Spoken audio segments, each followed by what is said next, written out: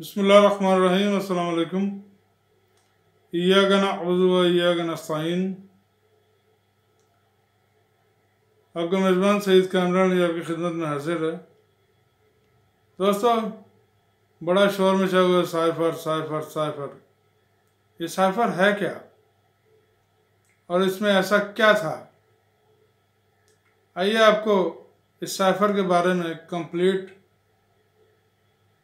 Information देते हैं, जिसमें सबसे पहले तो अमेरिका में पाकिस्तानी सफ़ीर और वहाँ के under secretary of state Donald लू के दरमियान होने वाली गुफ्तगू है। फिर उसके बाद साइफर का कंप्लीट तर्जुमा आपके खिदमत में पेश करेंगे। मैंने आज दोपहर के खाने के लिए असिस्टेंट सेक्रेटरी ऑफ स्टेट बनाए जनूबी और वस्ती एशिया डोनाल्ड लू के साथ मुलाकात की। उनके साथ डिप्टी सेक्रेटरी लेस वेगोरी भी थी। DCM, DA और काउंसलर कासिम मिर्जा शामिल हुए। आगाज में डोनाल्ड लू ने यूक्रेन के बहरान पर पाकिस्तान के मौक़िफ़ का हवाला दिया और कहा कि यहाँ और यूरोप के लोग इस बात पर काफ़ी परेशान हैं कि पाकिस्तान इस कदर जारहाना गैर जानिबदार मौक़िफ़ क्यों इख्तियार कर रहा है। हमें यह मौक़िफ़ बिल्कुल भी गैर जानिबदार नहीं लग रहा। उन्होंने कौमी सलामती कौंसिल के साथ अपनी गुफ्तगू में कहा, ये बिल्कुल वाज़ेह है कि यह वज़ीर-ए-आज़म की अपनी पॉलिसी है और ये इस्लामाबाद के मौजूदा सियासी ड्रामों से मुंसलिक है, जिसकी उन्हें वज़ीर-ए-आज़म को ज़रूरत है और वह अवामी चेहरा दिखाने की कोशिश कर रहे हैं।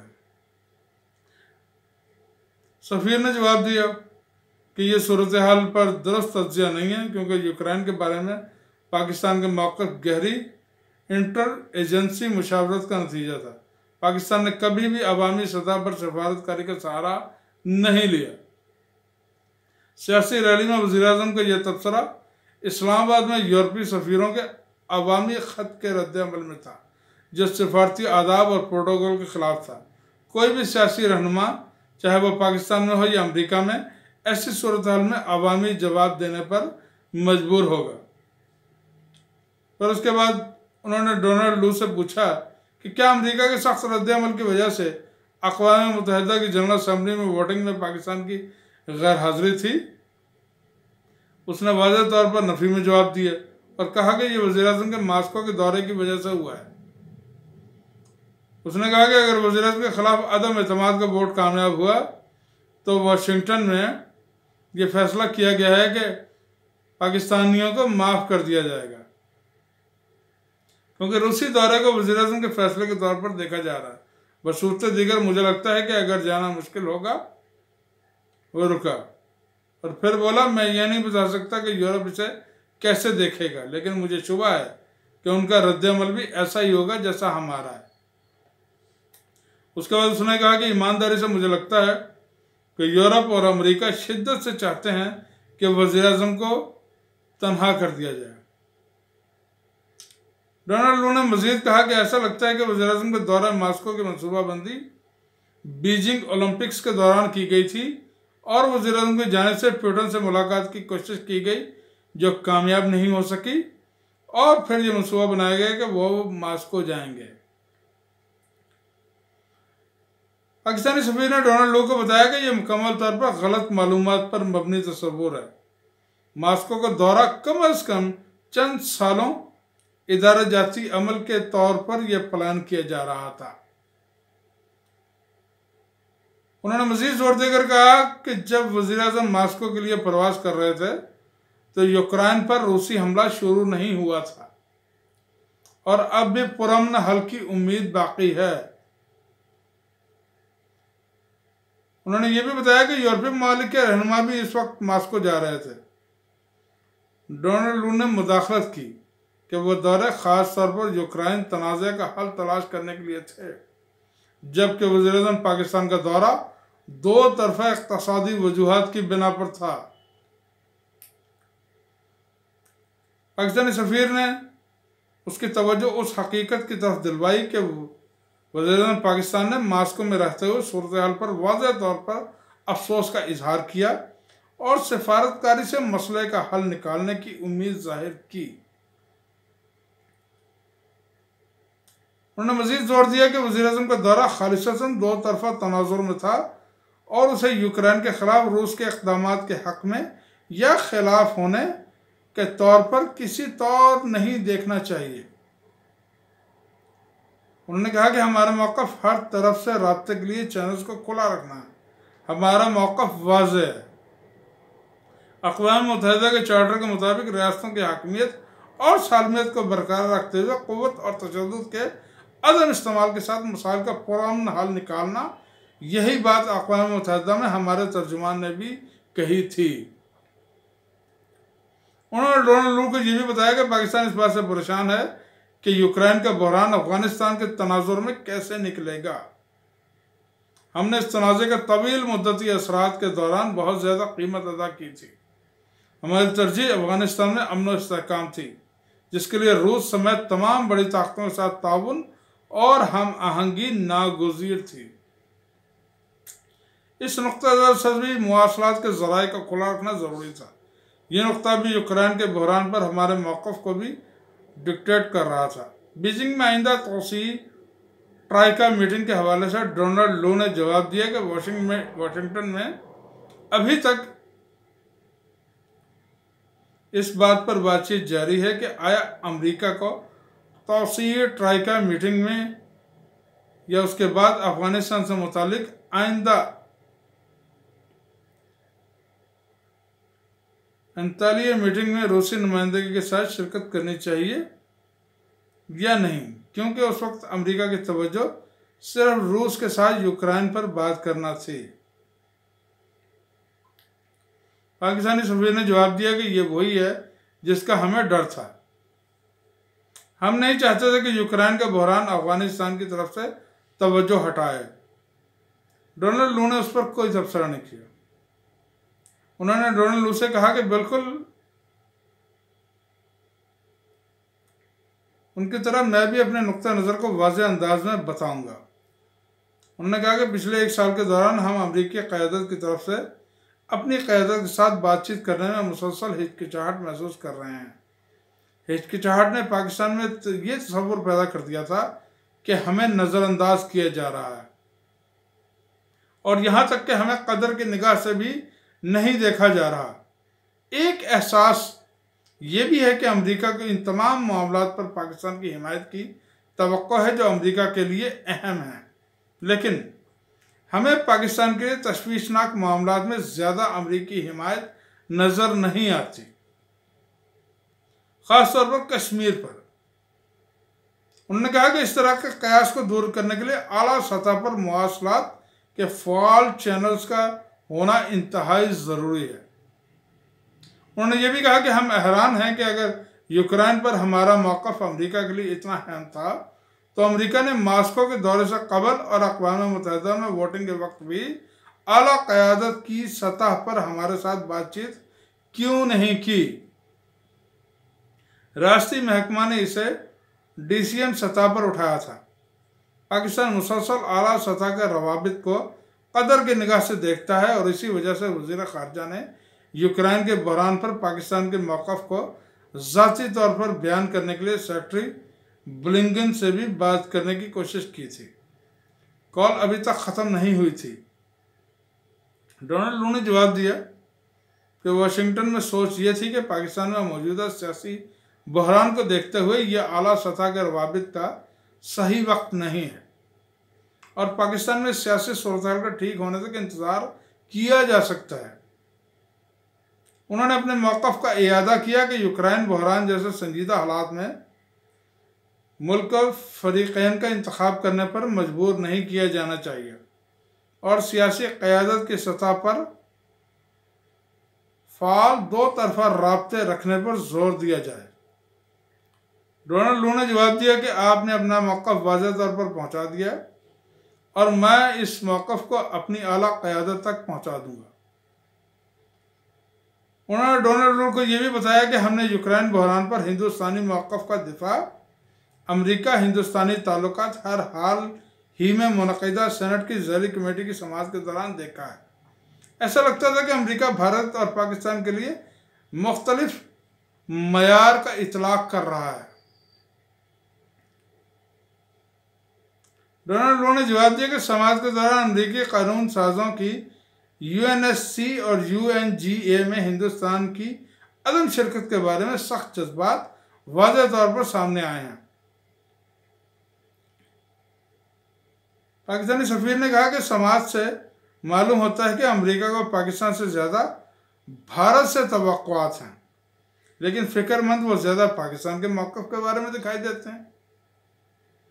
डोनाल्ड लो ने टाल मटोल करते हुए जवाब दिया कि वाशिंगटन ने अमेरिका के हिंदुस्तानी ताल्लुकात को इस नुक्ते नज़र से बहुत ज़्यादा देखा है कि चीन में क्या हो रहा है।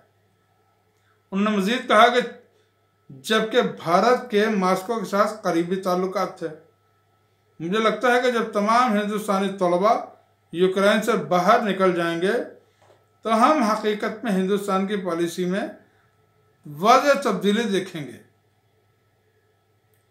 पाकिस्तानी सफीर ने उम्मीद जाहिर की कि वज़ीर-ए-आज़म के दौरा रूस का मसला हमारे दो तरफा ताल्लुकात पर असरअंदाज नहीं होगा। डोनाल्ड लो ने जवाब दिया, मैं समझता हूँ कि उसने पहले ही हमारे ताल्लुकात में दरार पैदा कर दी है। हमें कुछ दिन इंतजार करना चाहिए कि आया सियासी सूरत-ए-हाल बदलती है या नहीं, जिसका मतलब ये होगा कि हम इस मसले के बारे में कोई इख्तलाफ राय नहीं रखेंगे और फैसला करेंगे कि उसे किस तरह संभालना है। हमने अफगानिस्तान और दो तरफा ताल्लुकात से मुतालिक दीगर उमूर पर भी तबादला ख्याल किया। हमारी गुफ्तगू के इस हिस्से पर एक अलग रिपोर्ट इरसाल कर दी गई। डोनाल्ड लो व्हाइट हाउस की वाज़ेह मंजूरी के बगैर इतनी मजबूत डिमांड नहीं दे सकता था जिसका उसने बार बार हवाला दिया था। वाज़ेह तौर पर डोनाल्ड लो ने पाकिस्तान के दाखिली सियासी अमल पर आउट ऑफ टर्न गुफ्तगू की थी और हमें इस पर संजीदगी से गौर करने की ज़रूरत है।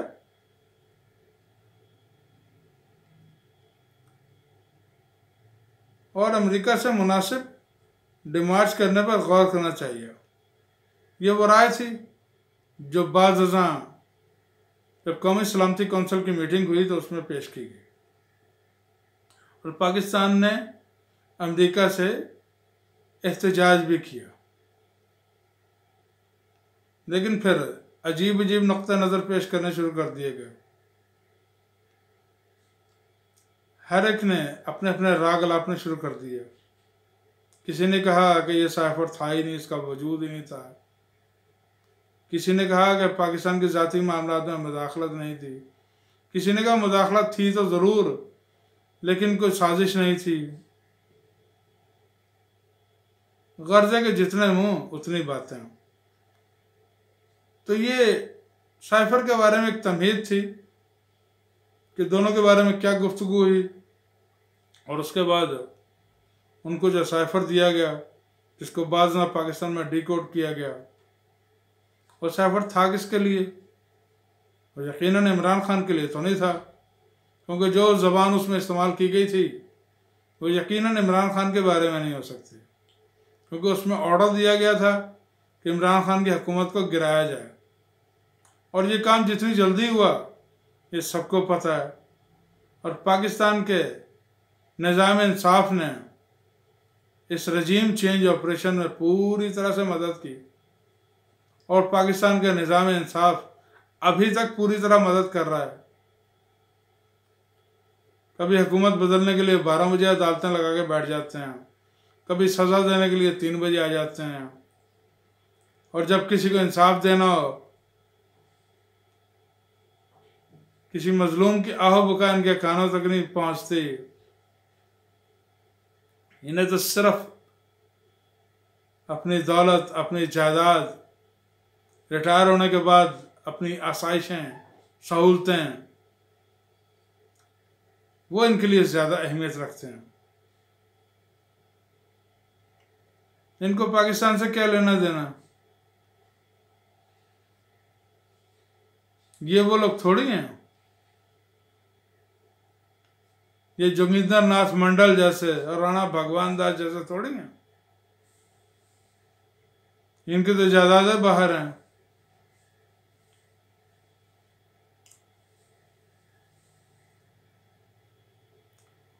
और ये साइफर का केस जिसमें इमरान खान को सज़ा दी गई है और बाद में तोशा खाना में सज़ा दी गई है, इंतहाई कमज़ोर केस हैं, इंतहाई बोगस केस हैं।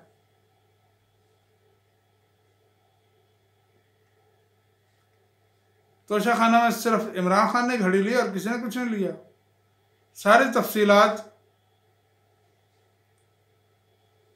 पहले ही पब्लिक हो चुकी हैं, सबको पता लग चुका है कि किसने क्या क्या लिया।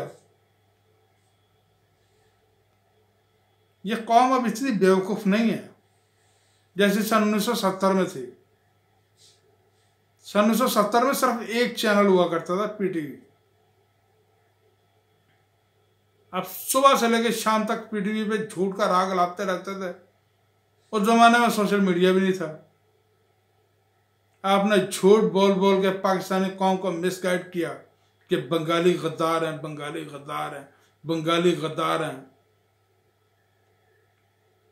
खुदा का शुक्र है 50 साल के बाद लोगों की आंखें खुल गई, सारी हकीकत वाज़ेह हो गई। इमरान खान ने सही कहा था, ये शौर का जिन जो बोतल से निकल आया ना, आप इसे दोबारा बोतल में बंद नहीं कर सकते। और वैसे भी कहते हैं कि जुबान खल्क को नकारा खुदा समझो।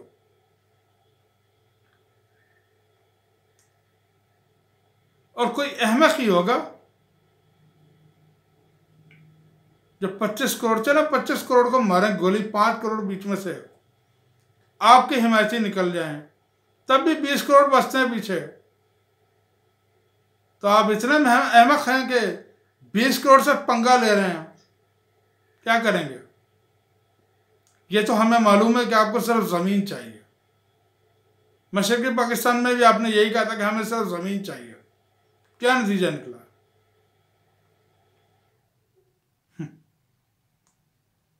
वो मुल्क का टुकड़ा ही आपसे छीन लिया अल्लाह ताला ने। ले लें ज़मीन, अब क्या करेंगे? प्लान तो अब भी आपका वैसा ही है। अल्लाह ताला आपको हिदायत दे, जो कि लगता नहीं आएगी। तो जो हिदायत नहीं लेते ना, वो फिर तबाह बर्बाद हो जाते हैं, गरक हो जाते हैं, वो कौमें गरक हो जाती हैं। इस दफा कौम उठ खड़ी हुई है। इस दफा कौम गरक नहीं होगी, इंशाअल्लाह अल अज़ीज़ आप गरक होंगे। अल्लाह ताला पाकिस्तान की हिफाजत फरमाए, जो बचा कुचा पाकिस्तान बच गया। और आप जैसे लोगों के बस में हो तो इसके भी टुकड़े बखिए कर दें। पाकिस्तान जिंदाबाद। खुदा हाफिज।